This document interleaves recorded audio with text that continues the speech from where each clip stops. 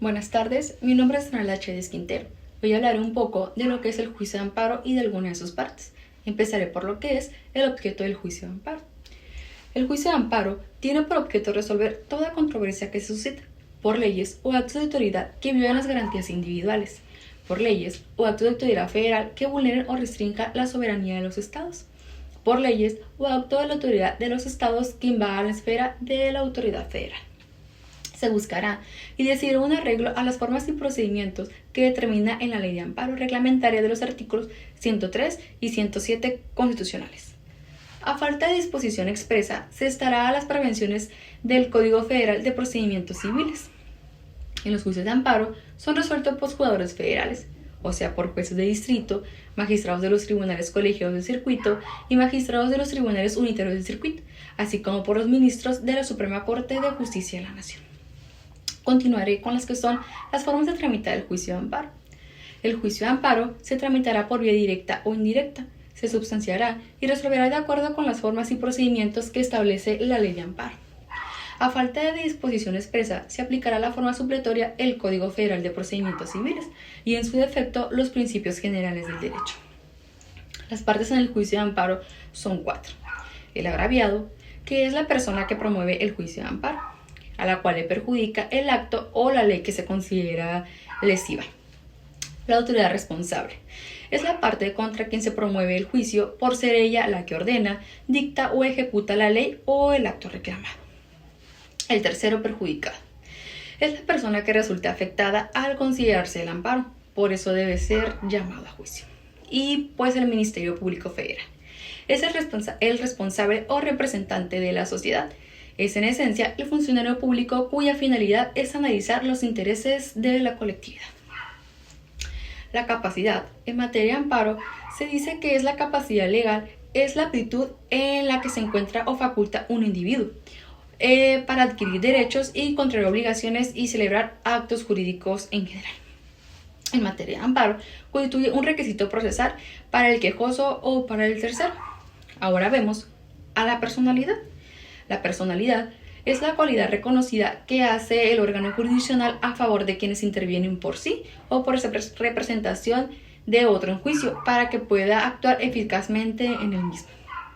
Tener personalidad en un juicio implica estar en condiciones de realizar cualquier conducta procesal dentro del juicio. Así bien, pasamos a lo que son las notificaciones. La notificación es un acto donde se debe saber una resolución judicial o administrativa a un interesado y se le requiere para que cumpla con un acto procesal. Las notificaciones personales son aquellas que se realizan en forma directa entre actuario judicial y la parte a quien el juzgador ordena se le mande hacer de conocimiento dicho acuerdo.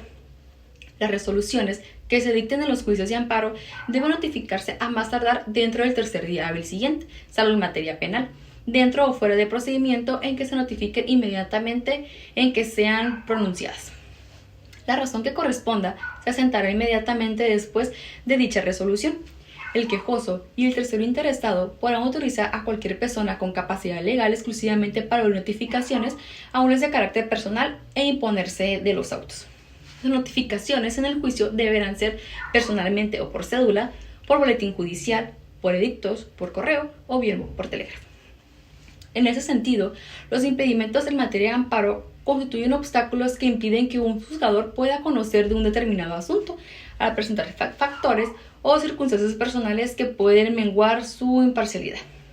Los ministros de la Suprema Corte de Justicia de la Nación, los magistrados de circuito, los jueces de distrito, así como las autoridades que conozcan de los juicios de amparo, deberán excusarse cuando ocurra cualquiera de las siguientes causas de impedimentos, por mencionar algunas.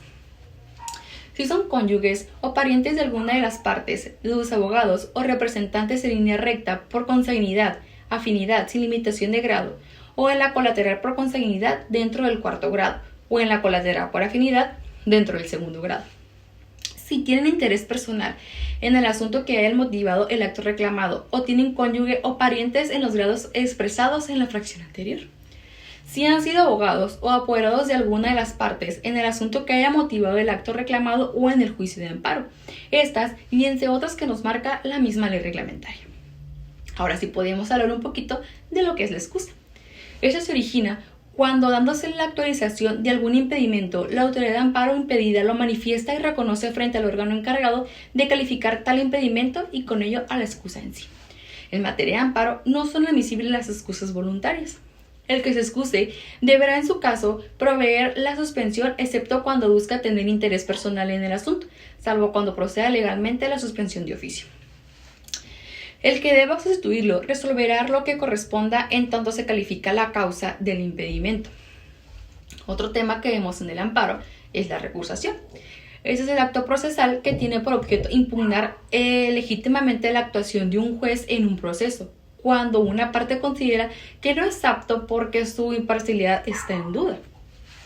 En el escrito de recusación deberá manifestarse bajo protesta de decir verdad los hechos que la fundamenten y exhibirse de un billete de depósito, la cantidad correspondiente, el monto máximo de la multa que pudiera imponerse en caso de resultar infundada. De no cumplirse estos requisitos, la recusación se desechará de plan, salvo que por lo que se hace en el último de ellos se alegue la insolvencia. En este caso, el órgano jurisdiccional la calificará y podrá exigir la garantía para que el importe sea el mínimo de la multa o exceder de su inhibición. Esto nos abre paso a lo que es la improcedencia. La improcedencia es el juicio de amparo institucional, jurídica, procesal en la que, por razones previstas en la Constitución de la Ley de Amparo o en la jurisprudencia obligatoria, se desecha la demanda o se decreta el sobreseimiento, sin resolver la cuestión controvertida constitucional planteada. Las sentencias que se pronuncien en los juicios de amparo solo se ocuparán de los individuos particulares o de las personas morales, privadas u oficiales que lo hubieran solicitado, limitándose a ampararlas y protegerlas si procediere, en el caso especial, sobre el que verse la demanda.